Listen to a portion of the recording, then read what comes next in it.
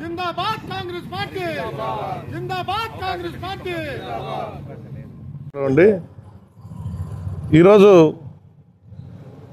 ఈ శ్రీమతి ఇందిరాగాంధీ మాజీ ప్రధానమంత్రి ఐరన్ లేడీగా ప్రసిద్ధిగాంచిన మన జాతీయ నాయకురాలైన శ్రీమతి ఇందిరాగాంధీ విగ్రహం వద్ద ఈ ప్రెస్ మీట్ జరుపుతున్నాము. విషయం ఏమిటంటే 1991లో అన్ని రకాల అనుమతులతో ప్రభుత్వ అనుమతులతో ఈ విగ్రహాన్ని ఇందిరాగాంధీ గారి విగ్రహాన్ని ఇక్కడ పెద్ద చెరువు 11వ లైన్ వద్ద ఏర్పాటు చేయడం జరిగింది. అయితే ఇన్ని రోజులు ఎవరు కూడా ఈ విగ్రహం గురించి ఎప్పుడు ప్రజలు ఇబ్బంది పడుతున్న సందర్భాలు కానీ లేదా రవాణాకి ఏదైనా అడ్డంగా ఉందని కానీ ఎవరు కూడా ఫిర్యాదులు చేయలేదు.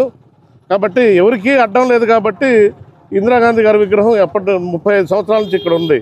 అయితే నిన్న ఎవరో గుర్తు తెలియని వ్యక్తులు ఈ విగ్రహం చుట్టూ ఉన్న చిన్న ప్రహరీ కూడా, అది దేనికి కూడా ఇటు రవాణాకి అడ్డం ఏమి లేదు, కానీ ఆ యొక్క గోడని పగలగొట్టడం జరిగింది.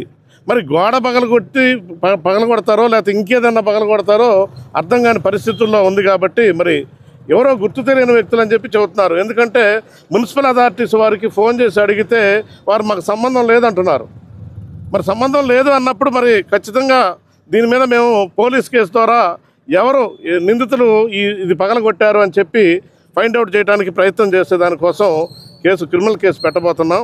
అలాగే ఈ విగ్రహం దగ్గర వేరే పార్టీలు, కాంగ్రెస్ పార్టీ కానీ లేదా ఏ పార్టీ జెండాలు కూడా లేకపోతే ఫ్లెక్సీలు కూడా పెట్టకుండా చూడాలని చెప్పి అధికారులను కోరుచున్నాం.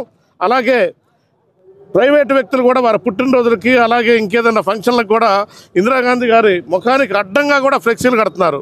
అది కూడా గతంలో ప్రభుత్వం వారి దృష్టిలో తీసుకొచ్చాం. కాబట్టి ఆ విషయాల్లో కూడా కొంచెం మీరు ఈ ప్రాంతంలో ఉన్న వ్యక్తులకి కౌన్సిలింగ్ ఇవ్వాలని చెప్పి పోలీసు వారిని కోరుచున్నాను. ఈ సందర్భంగా పోలీసు వారిని, అధికారులను నేను కోరేది ఏంటంటే భారతదేశం కోసం, భారతదేశ ఔన్నత్యం కోసం చనిపోయిన గొప్ప ప్రధానమంత్రి, మహిళా ప్రధానమంత్రి ఇందిరాగాంధీ గారి విగ్రహాన్ని అవమానం చేసే పద్ధతుల్లో ఆమె యొక్క విగ్రహం యొక్క గోడను కానీ ఏది కూడా పగలగొట్టడం మంచి పద్ధతి కాదని చెప్పి ఇకపై కూడా ఆ విగ్రహానికి రక్షణ కల్పించాలని చెప్పి అధికారులని సందర్భంగా కోరుచున్నాను.